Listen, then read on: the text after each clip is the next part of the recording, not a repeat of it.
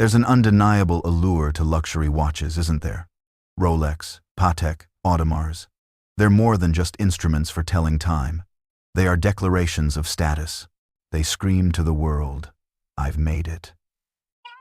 But when officers descended upon Kieran Leonard's home in the serene village of Blackrod, Bolton, the 3 Rolex watches they discovered, valued at over £80,000, weren't symbols of success.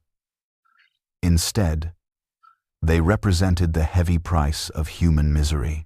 This is a true crime story detailing how a meticulous 6-month police investigation dismantled a sprawling cocaine empire that was thriving right in the heart of Greater Manchester. It's a tale involving 3 men and 14 kilograms of cocaine, and the extravagant lifestyle that ultimately became the very catalyst for their downfall. This is the case of Kieran Leonard and his crew. If you're here for compelling true crime stories like this, please take a moment to hit that subscribe button. Your support is what allows the channel to grow. Now, let's rewind to the 2nd of November, 2023. While most of us were getting into the festive spirit, with thoughts of Christmas shopping and winter getaways, detectives at Greater Manchester Police's Bolton Challenger unit were uncovering something deeply disturbing. Intelligence reports were pouring in, indicating that vast quantities of cocaine were inundating the Bolton and Bury areas. Now, the illicit drug trade is hardly a new phenomenon in any major city, but what they were witnessing was far from your typical street corner deal. This was on another level.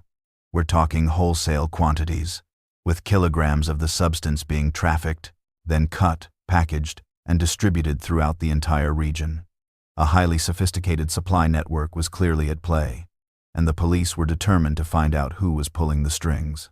The Bolton Challenger Unit, a specialized team within GMP's Program Challenger initiative, tasked with targeting serious and organized crime, immediately launched a covert investigation. And by covert, I mean they operated completely off the radar, employing intense surveillance and meticulous intelligence gathering to build their case, piece by painstaking piece.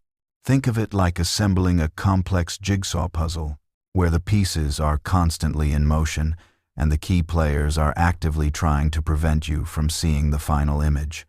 For the next 6 months, from November of 2023 through May of 2024, the dedicated detectives meticulously began connecting the dots. A clear pattern emerged, a steady flow of money moving in one direction, and a corresponding flow of narcotics moving in the other.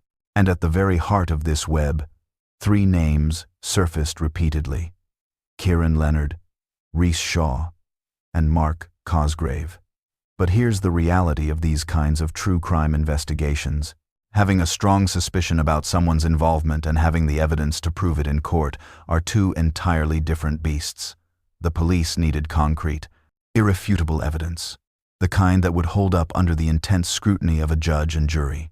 So, they watched, they listened, and they patiently built their case. By May of 2024, they were finally ready to strike. The date was May 10th, 2024. The sun had barely crested the horizon.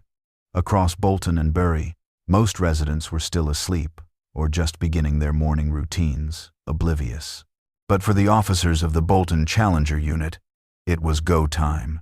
They had invested months of painstaking work preparing for this exact moment, coordinating a series of simultaneous raids and ensuring every single detail was meticulously planned. In an operation of this magnitude, timing is absolutely critical.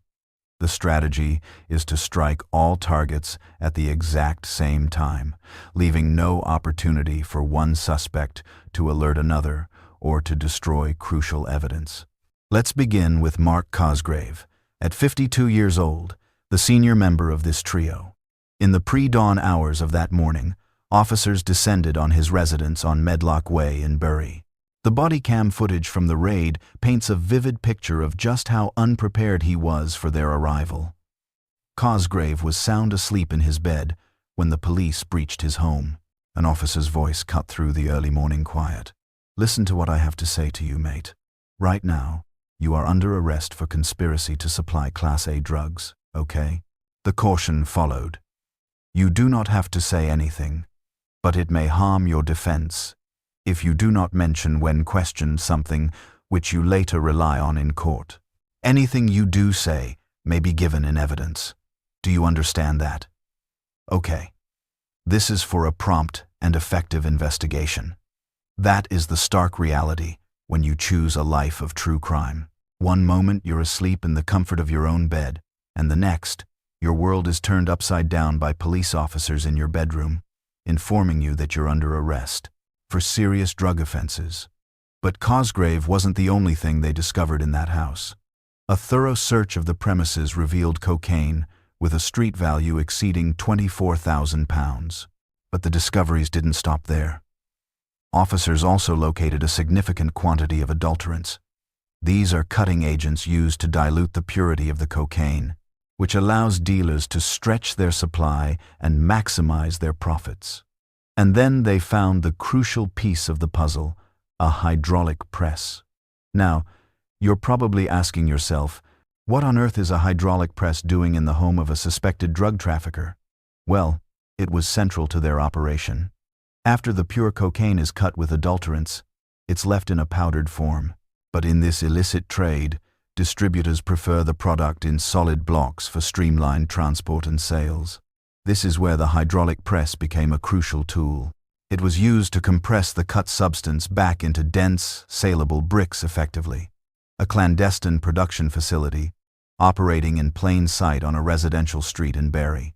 Simultaneously, across town in Bury, the net was closing on Rhys Shaw, who was also being arrested at his residence on Albert Road.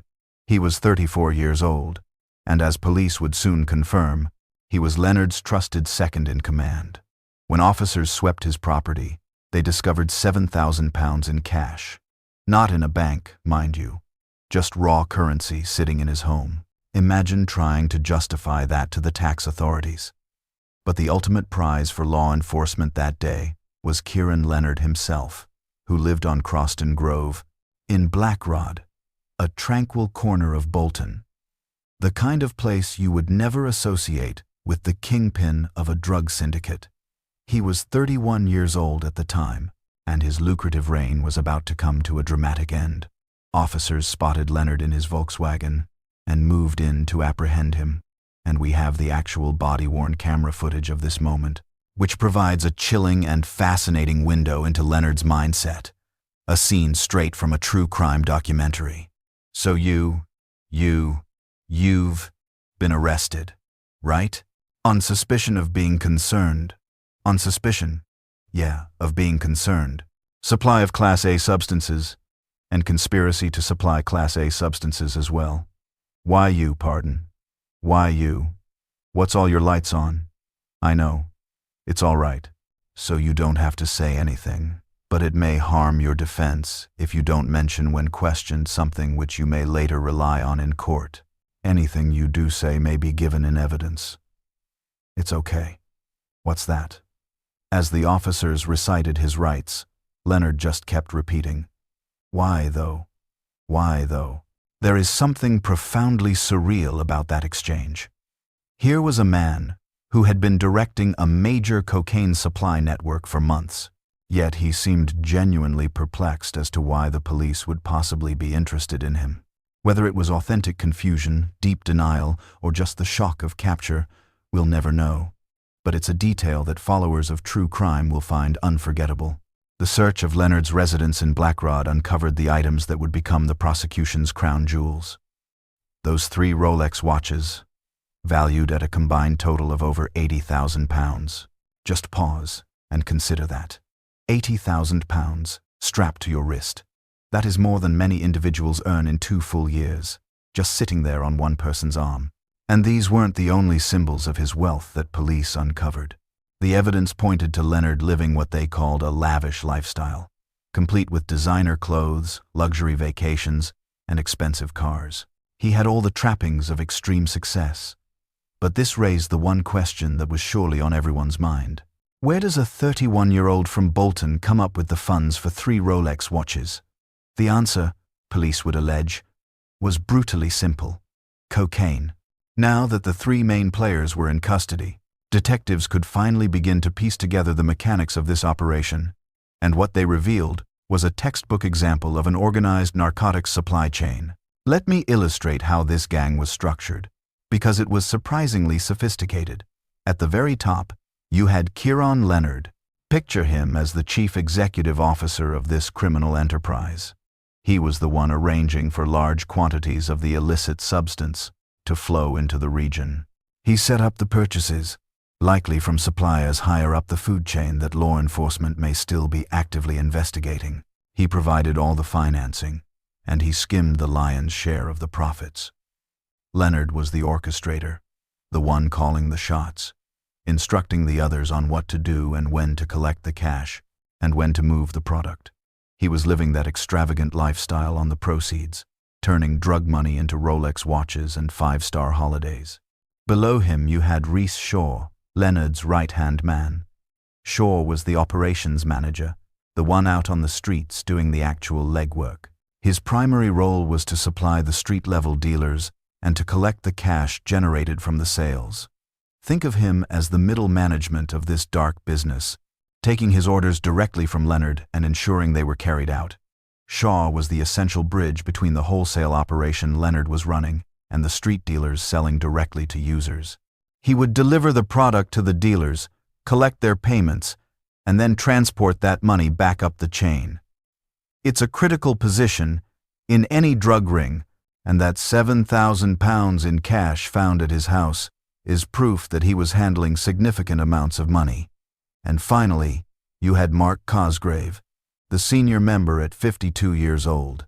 His role was different, but just as crucial. Cosgrave was the production specialist, the man who was hands-on with the product itself. His job was threefold: storage, dilution, and repackaging. The cocaine would be delivered in bulk to Cosgrave's address, where he'd take on the immense risk of storing it. After all, if the authorities show up, you're caught in the act, which is precisely what unfolded. His next step was to use those cutting agents to dilute the pure cocaine, stretching the supply to inflate their profits, before using that hydraulic press to repackage the entire batch into solid blocks, primed for distribution. It was essentially a clandestine factory, transforming high-cost wholesale product into an even more lucrative retail version by bulking it out and pressing it back into a sellable form. Based on the evidence meticulously gathered by police over those 6 months, between November 2023 and May 2024, this entire operation trafficked approximately 14 kilograms of cocaine. That's about 30 pounds of pure product, although once it was cut with adulterants, the volume hitting the streets would have been far greater. To give you some context, a single gram of cocaine on the streets of the UK can fetch anywhere from 40 to 100 pounds, varying by purity and location. 14 kilograms translates to 14,000 grams. So even at the lowest end of that price range, you're looking at a potential street value deep into the hundreds of thousands of pounds. It's no surprise Leonard could afford a collection of Rolex watches. Following their arrests in May 2024, all 3 men were formally charged with being concerned in the supply of cocaine, a Class A substance, under the Misuse of Drugs Act of 1971. Now, let's break down what being concerned in the supply actually entails, because in the world of true crime, this charge is far more sweeping than it sounds. To be found guilty of a supply offense under UK law, you don't have to be the one physically passing the illicit goods to the end user. If you play any role in that supply chain, arranging logistics, providing a safe house, enabling communications, or financing the operation, you can be charged with being concerned in the supply. This is a critical legal concept because it means every link in the chain shares the same culpability. You can't simply claim, "I just stored it," or "I only handled the cash." If you're a cog in the machine, you're legally responsible. And the sentences for Class A, drugs like cocaine, which the law considers the most dangerous category, absolutely reflect that severity. The maximum possible sentence is life behind bars. Even individuals with seemingly minor roles can expect to face 7 years or more. The masterminds of these operations can receive sentences exceeding 20 years. In these major true crime cases, courts weigh several factors: the quantity of the substance involved, and what your specific role was. Your affiliation with an organized crime group and whether you exploited vulnerable individuals are all elements that can significantly lengthen your time inside. All three men were remanded in custody, which means they were held in jail, awaiting trial. And here's a twist. They all entered guilty pleas. Now, within the criminal justice system, pleading guilty can often result in a reduced sentence, as it bypasses the need for a costly and time-consuming trial, and it demonstrates a degree of accountability. But even with a reduction for their guilty pleas, the sentences they received were incredibly severe. Kieran Leonard, identified as the ringleader and the one who profited most from the operation, was handed the heaviest sentence, 14 years and 3 months in prison. To put that into perspective, that's longer than many people stay in a single professional career. Leonard won't taste freedom again until he's in his mid-40s. At the very earliest, Rich Shaw, his right-hand man responsible for distribution and collections, was sentenced to 7 years and 6 months, while Mark Cosgrave, the man who stored and prepared the product, received 6 years and 9 months. In total, that's over 28 years of prison time, distributed among the three of them. The sentencing took place in 2025 at a Manchester court, and on the 7th of November, 2025, the Greater Manchester Police officially released the details of their investigation to the public. But this true crime story isn't just about 3 men from Bolton and Bury. It's a small piece of a much larger puzzle. The Bolton Challenger unit that dismantled this crew is part of a wider initiative called Program Challenger. This program represents the Greater Manchester Police's comprehensive strategy for tackling serious and organized crime throughout the entire region. Program Challenger casts a wide net, targeting a range of offenses including county lines, drug operations, the exploitation of children and vulnerable adults, modern slavery, financial crimes, and firearms offenses. It's a collaborative, multi-agency approach built on the understanding that organized crime isn't a single issue. It's a complex web of interconnected criminal enterprises that demand a unified response. And their work continued into March of 2025, merely a few months before the sentencing in this particular case. The Greater Manchester Police's City of Manchester Challenger unit executed 10 simultaneous warrants across Longside, Ardwick, and Northmoor, seizing Class A substances, menacing zombie knives, and a Breitling watch, along with another luxury timepiece. You're starting to see the pattern here, and took 7 individuals into custody. Detective Inspector Christopher Woodburn, commenting on that operation, stressed that the primary objective is to disrupt and completely dismantle these organized crime gangs. He also highlighted that intelligence from the community is absolutely vital. That last point cannot be overstated. Intelligence from the community. Following the sentencing of Leonard Shaw and Cosgrave, Detective Inspector Waywell of the Bolton Challenger unit issued a public statement, expressing his satisfaction with the outcome. He noted that it should serve as a stark warning to anyone considering involvement in the drug trade. But then he made a critically important point, stressing that his team will relentlessly pursue and actively target individuals involved in the supply of these illicit substances, adding that such criminality is a direct cause of immense misery and frequently involves the exploitation of children and other vulnerable people. It's easy to look at a true crime case like this and see only 3 men who were caught and sent to prison. But behind those 14 kilograms of cocaine lie the real victims. Individuals battling addiction, families ripped apart, and young people, sometimes mere children, exploited as runners in the trade. Violence erupts on the streets as rival gangs compete for territory. That is precisely what Detective Inspector Waywell meant when he spoke of misery. The supply of narcotics is never a victimless crime, a common misconception in the world of true crime, even when the dealers themselves appear to be respectable people living in nice homes in places like Blackrod. Waywell also passionately urged the public to continue providing intelligence to law enforcement, re-emphasizing that information from the community is the lifeblood of these investigations. And when you stop to consider it, That makes perfect sense. The police cannot be everywhere at once, nor can they see everything. But local communities know when something is amiss. They are the ones who notice the patterns. They see individuals living far beyond their apparent means. They spot suspicious activities, and they observe the constant comings and goings at unusual hours. The investigation into Leonard Shaw and Cosgrave most likely began with a tip from someone who noticed that something just wasn't right. Someone saw something, they said something, and that single act ultimately led to 3 major dealers being put behind bars for a combined sentence of 28 years. So, what can we learn from the downfall of the Black Rod operation? First, there is the unmistakable lesson about crime and its inevitable punishment. Leonard Shaw and Cosgrave likely believed they were being exceptionally clever. They had their roles meticulously defined and were raking in serious amounts of money. Leonard was relishing his ROLEX watches and extravagant lifestyle. But here's a lesson we see time and again in true crime. The more organized the criminal enterprise, the more evidence it generates. Every single transaction, every phone call, every movement of product or cash creates a trail, and modern law enforcement agencies are exceptionally skilled at following those trails.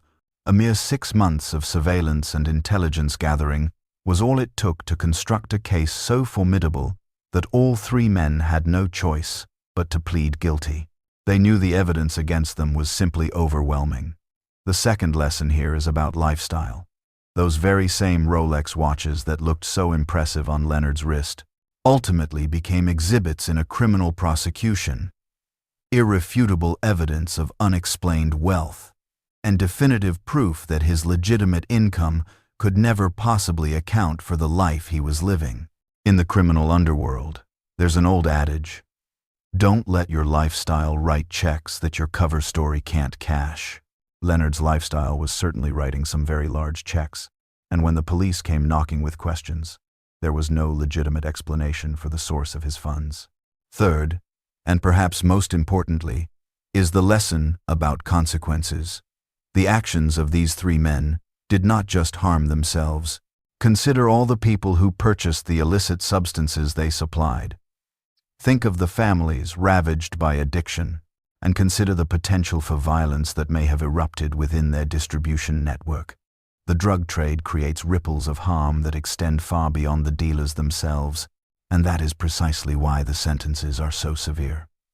The courts fully recognize that these offenses, while they may appear to be simple business transactions to the people involved, actually cause genuine lasting harm to entire communities. This brings us back to Detective Inspector Waywell's comment.